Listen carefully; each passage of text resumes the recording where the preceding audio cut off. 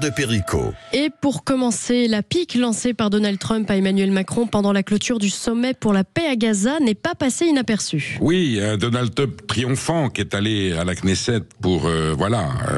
célébrer cette conclusion pacifique à cette tragédie, et il est sur l'estrade et on sait que le président des États-Unis a des points d'humour et il s'étonne que Emmanuel, comme il dit, n'est pas sur l'estrade avec lui. Pour une fois où tu n'es pas sur le devant de la scène, petit clin d'œil, mais tout en reconnaissant que Emmanuel Macron a quand même œuvré lui aussi pour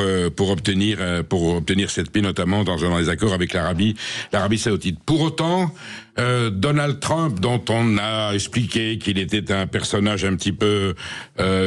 excessif, pas toujours doté de moyens intellectuels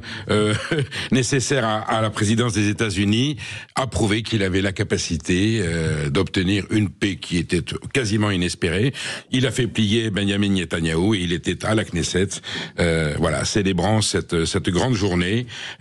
qui, on le sait, ne résout pas tout, puisque le conflit n'est pas terminé tant qu'il n'y aura pas un État palestinien, mais ça c'est un autre dossier. Je me souviens, j'avais 18 ans, le 20 novembre 1977, quand le président égyptien Anwar el-Sadat est venu à la Knesset, reçu par Menachem Begin, premier ministre d'Israël, pour entamer le premier processus de paix issu des accords de Camp David, qui, hélas, on le sait, n'ont pas abouti, et ce processus de paix finira avec l'assassinat du premier ministre Yitzhak Rabin, mettant un terme à une première tentative. Donc, espérons que cette nouvelle étape dans le conflit israélo-palestinien aboutira à la paix entre ces deux peuples et une résolution définitive pour que nous soyons